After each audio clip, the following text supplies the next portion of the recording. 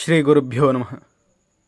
సదాశివసమారంభాం శంకరాచార్యమధ్యమాం అస్మదాచార్యపర్యంతాం వందే గురుపరంపరాం.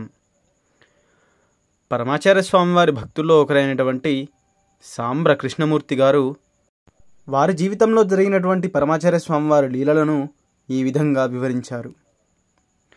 ఒక శనివారం పరమాచార్య స్వామివారు చచాడి అనే ఊళ్ళో ఉన్నప్పుడు మేము బెల్గాం నుండి దివ్యనామ సంకీర్తన చేయడానికి వెళ్ళాము. స్వామివారు బయట కూర్చొని ఉన్నారు. మేము దీప ప్రదక్షిణం చేయబోయే నేలను చూస్తే అంతా కంకరరాళ్లతో నిండి ఉంది. అక్కడ భజన చేయడం ఎలాగా అని ఆలోచిస్తూ ఉన్నాము. మా ఆలోచనను గమనించిన పరమాచార్య స్వామివారు భజన కొనసాగించమని చెప్పారు. దాదాపు 5 గంటల పాటు భజన చేశాము. చివరలో హారతి జరిగేదాకా భజన చేస్తున్నంతసేపు మహాస్వామివారు అక్కడే కూర్చున్నారు.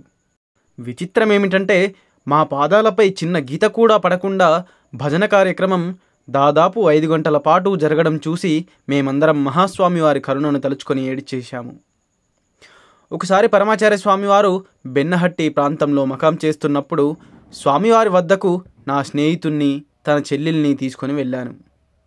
అప్పుడు సాయంత్రం 6 గంటల సమయం. మేము సంధ్యావందనాన్ని ముగించుకొని శ్రీ సుబ్బరామ దీక్షితర శంకరాభరణ రాగంలో రచించినటువంటి శంకరాచార్యం స్మరామ్యహం కృతిలో ఉన్న సందేహాన్ని అడగడానికి మహాస్వామివారి వద్దకు వెళ్ళాను. నేను వారికి దగ్గరగా నిలబడి ఉన్నాను. శ్రీ యుగార్ స్వామి పరమాచార్య స్వామివారితో సంస్కృతంలో సంభాషిస్తున్నారు.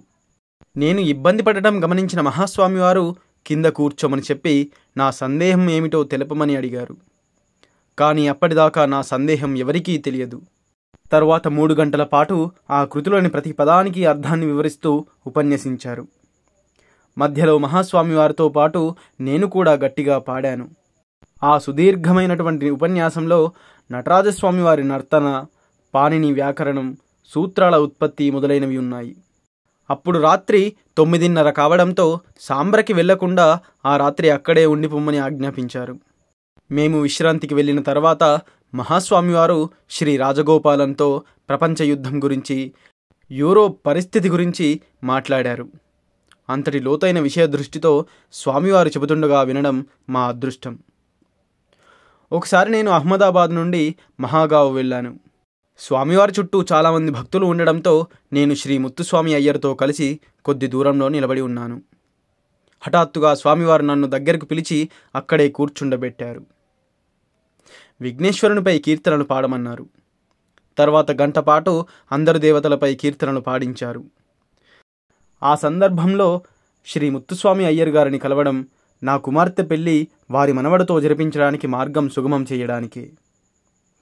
మహాస్వామివారు మహారాష్ట్రలోని సతారాలో మకం చేస్తున్నప్పుడు స్వామివారి దర్శనం కోసం బెల్గాం నుండి వెళ్ళాము. చిదంబరంలోని నటరాజ దేవాలయం మాదిరి ఒక దేవాలయం నిర్మించడానికి పరమాచార్య స్వామివారితో చర్చలు జరుగుతున్నాయి. శ్రీ శామన్న షాన్బాగ్ అనే భక్తుడు ఖర్చు భరించడానికి ముందుకు రాగా మహాస్వామివారి ఆధ్వర్యంలో ప్రణాళిక సిద్ధమవుతూ ఉంది. అప్పుడు మహాస్వామివారు నా వైపు తిరిగి, ఉత్తర చిదంబరం అను పేర నటరాజస్వామివారి దేవాలయం రాబోతుందని, పూర్తయిన తర్వాత వచ్చి దర్శనం చేసుకోమని స్వామివారు నాకు చెప్పారు. అప్పుడు నేను అహ్మదాబాదుకు బదిలీ ఉండడంతో ఇంకో 2-3 ఏళ్లకు గానీ పూర్తయ్యే దేవాలయాన్ని దర్శించుకోవడం ఎలాగా అన్న ఆలోచనలో పడ్డాను. చివరకు 19 ఏళ్ల విరామం తర్వాత మార్చి 27, 1999న పరమాచార్య స్వామివారు చెప్పినట్టు జరిగింది. మహారాష్ట్ర యాత్రకు వెళ్ళిన మేము ఉత్తర నటరాజ దేవాలయానికి వెళ్లే అవకాశం కలిగింది.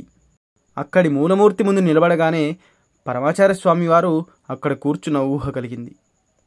అప్పటికే శ్రీ శామన్న షాన్బాగ్ గారు కాలం చేయడంతో చాలా ఏళ్ల క్రితం జరిగిన ఆ సంఘటనను షాన్బాగ్ గారి కోడలితో చెప్పాము.